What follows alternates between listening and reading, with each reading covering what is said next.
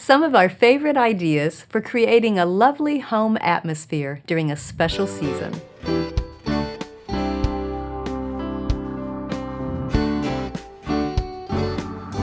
Welcome to the Simply Charlotte Mason podcast. I'm Sonia Schaefer. A well-rounded Charlotte Mason education involves living ideas from great books, the discipline of good habits, and the atmosphere of our homes. And we'd like to focus on that third aspect today. My friend and coworker Laura Pitney is here to talk about creating a delightful atmosphere during the Christmas season. Now, I know not all of you celebrate that holiday, but Laura's family and my family do, so we'd just like to share some of our favorite traditions and ideas of the season. And hopefully, you'll be able to get some ideas and encouragement for creating a special holiday atmosphere in your own home, whether Christmas-themed or otherwise. So, let's talk Christmas. Okay, let's do it. Some things that we have always enjoyed is having the children narrate the Christmas story from Luke 2. Okay. It started out when they were little. We have a little nativity set. I tried to get one that was family friendly, that the kids could actually play with and handle. Sure. And so they would act it out and tell the story.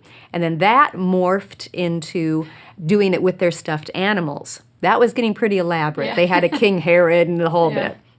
And then that morphed into they did it themselves. I remember my third daughter wasn't very tall, wasn't very big, because they put wings on her to be an angel. And I remember her standing on the kitchen counter, standing up there, saying her little piece with her little wings up. So I don't know how old she was, but pretty small. And that was really safe, too. Oh, yeah, absolutely.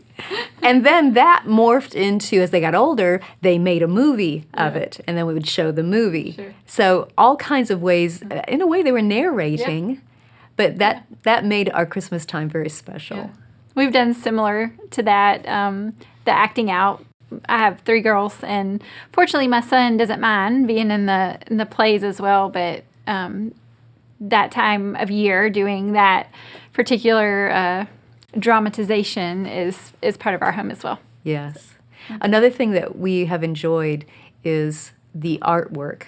We take a break from studying one particular artist during the month of December, and I have a book of the life of Christ, and just has pictures from master artists still, but it just goes through chronologically. And so we just display a different picture from a different artist each week, but that way we can focus on the nativity scene and the reason for the Christmas season in that way. And that's a good, gentle touch to add to that atmosphere of the home, the focus of the season.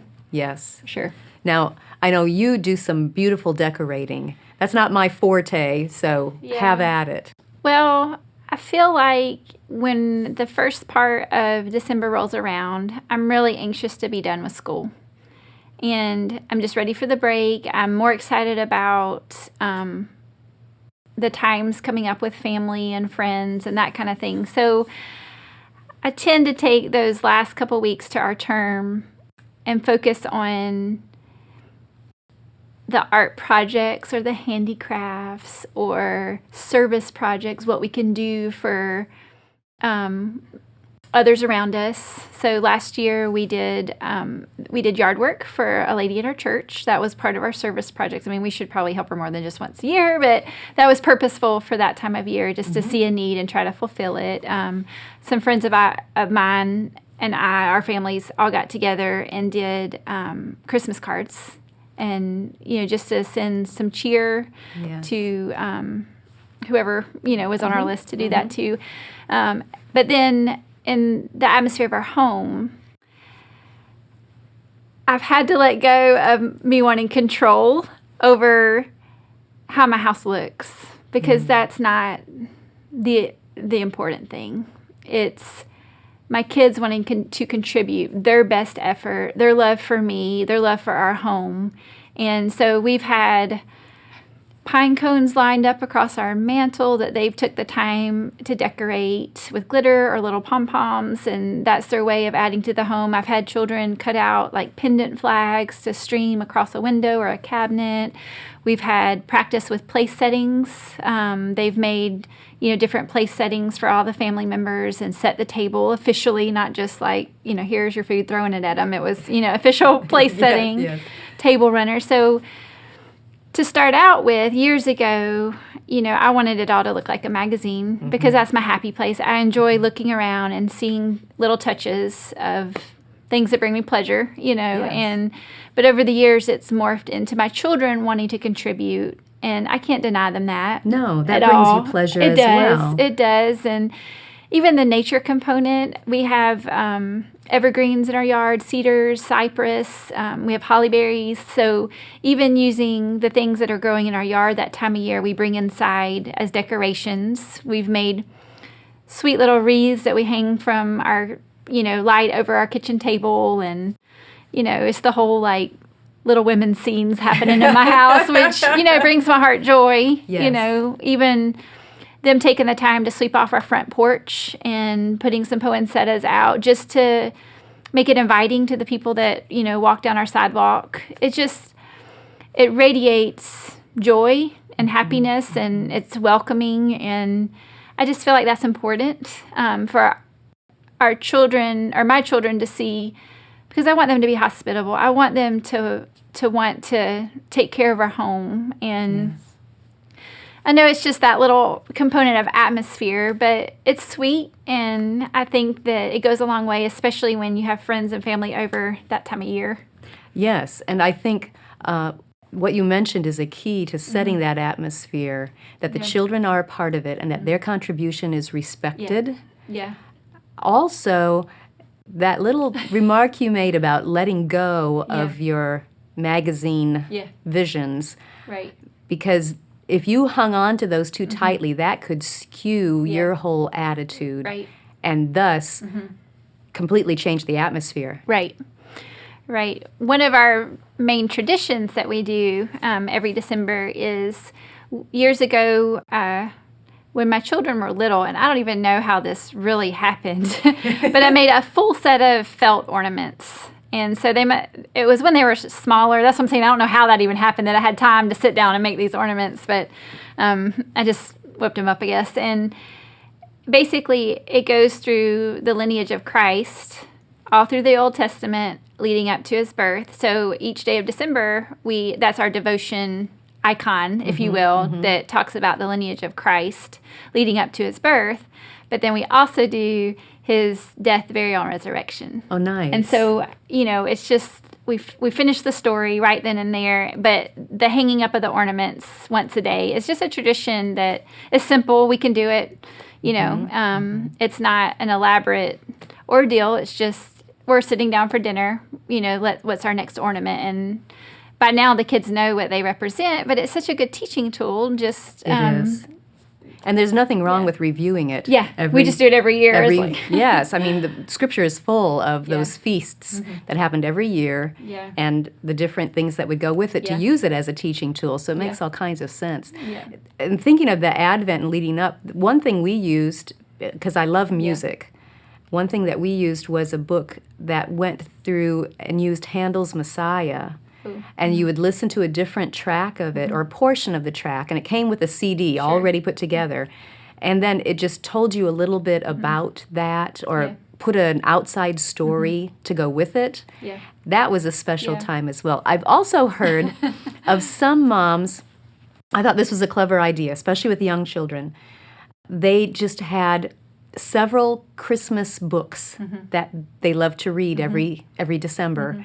And at the beginning of the month, they will gift wrap each of those books separately, and then each day of Advent, they get to pick one book and open it, and we'll all read it together. So it's not we went out and bought 24 new books every year. That's not it. It's the same books every year. But the anticipation of opening it. Yeah, which one is it? And they could probably tell from the shapes after a couple of years, but not the little ones, So that's kind of a nice idea as well.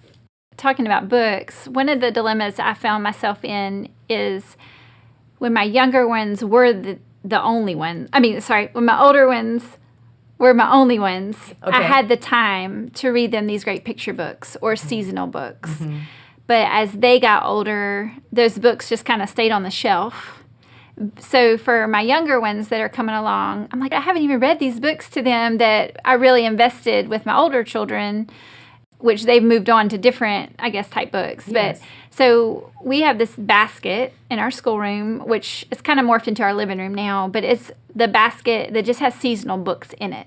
It's free reads. Mm-hmm. So for the winter time, it may be, snow day, or it might just have we have a counting book that's through nature, but it's all winter, the season of winter. So seasonal, and then some Christmas books in there as well. And then even almost through February, it's all the winter season. And then I'll put those back on the shelf and get out my spring books.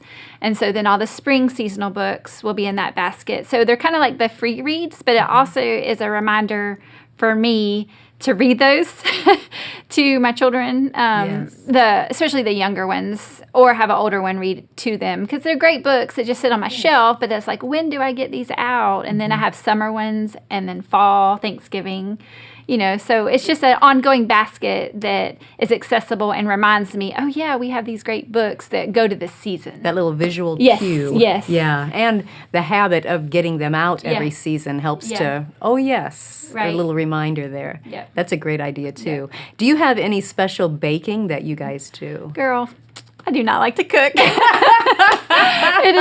It is one of those things that I will ration out. So my mom is good with doing like holiday baking. So is mine. And I have a friend who will invite the girls over, and Eli too, and they'll do like a whole day of cookies and stuff. So I'm all about like, go do that.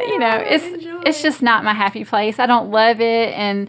But the nice thing is, now that my older two have been taught, baking things, and yes, I've taught them some things, but they can go in the kitchen and bake a batch of cookies or make a cake. And so it's kind of like, let me give them the tools and the permission, and y'all do it, and the cleanup. And so it does get done, but I'm not necessarily right in the middle of it. Well, and I think that can be encouraging for some of our viewers who that's not their happy place either. It seems like so much of Christmas is about food. Yeah. But it doesn't have to be just the food. Right. Now, when I grew up, my mother would make kringlers every time, every Christmas season, because of her Dutch background, or Danish background. And kringlers are, melt in your mouth, habit forming. I don't know if I've ever had one. Oh, girl. And then we would also I remember making candy cane cookies. Okay. Where you would make a strip of red and a strip of white, and you'd twist them together, and you'd make them into candy cane, you'd bake them, and when they came out, while they were still warm, you crushed up a bunch of candy canes, peppermint candies, and sugar, and sprinkled it on top. Nice. Okay, now these were delicious. Okay. But so labor intensive. Right. Only done once a year. Right. And so we did those for a while. But then my kids were diagnosed with different ailments, or I don't know how you would put it, but we had to watch their diets and make changes in their diets, and at least two of them had to go gluten-free. It is really hard to make kringlers and candy cane cookies when you're gluten-free. Yeah. So many of the Christmas cookies kind of had to be set aside. We didn't want them to have to put the work into it and not be able to eat it, and we didn't want to eat it in front of them. Right. So I just say that to encourage our viewers. Yeah. Maybe baking is not your happy place, or maybe there are other circumstances that have had to push the baking element to the side, but there's still plenty of other things we can do all together to create that atmosphere in our homes. We always try to learn a Christmas hymn, or one related to I hate to call them just Christmas hymns, because I know we should celebrate it all year round, but that's just what they're labeled. But we really try to focus on one that honors Christ's birth, or joy to the world, those kind of genre of hymns. And it's always fun because now we know quite a few of them, so we can go Christmas caroling. And we did that this past year with a lady in our church, lives in a community that is all elderly people, like a 55 and older community kind of thing. Yeah. And so we asked if a few of us moms could go and sing to her and her neighbors. With your kids too, With her kids, yes. No, yeah. Okay. Singing's not my thing either, so. I'm not really sure what my thing is, but so we got permission to take our kids to her house and to her neighborhood, and so she's on her little golf cart, and telling us where to go because she wanted us to sing specifically to the people she knew, in her neighborhood. So yes. We're just enjoying ourselves. But after the first few houses, man, I'm huffing and puffing because we're walking, following the golf cart, singing. So next time I need to do some exercise ahead of time to get prepared to be able to do the Christmas caroling. To sing and walk at the same time. Yes. But it was a fun memory, it was fun. And of course, they all had little treats for them and really loved the time. And so it was beautiful to see the kids see that return investment almost immediately, the joy in the different, people's faces of these children. They're singing their heart outs with the hymns that they had learned, even if we were out of breath. Yeah. Another thing I like to do with those Christmas carols is sometimes I can find good books that tell the story behind them. Yeah. I have a really nice one that tells how Silent Night, Holy Night started. That, the organ broke down and they couldn't use it for the Christmas Eve service, and so the gentleman just wrote this song and did it with a guitar, just very peaceful, and it just took off from there. Just those ideas as well just make for such sweet times. I really like how the ideas that we've shared are not expensive, they're not elaborate, but they can contribute so much to the atmosphere of our homes.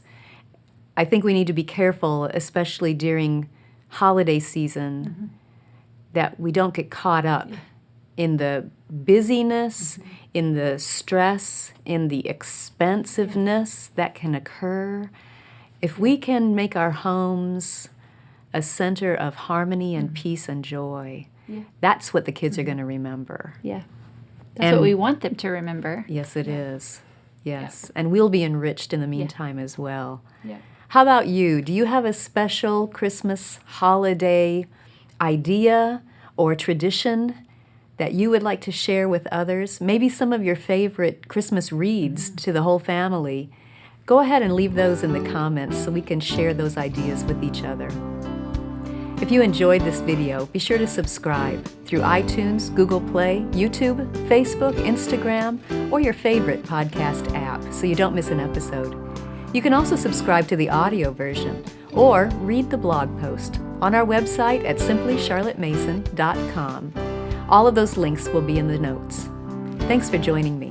I'll see you next time.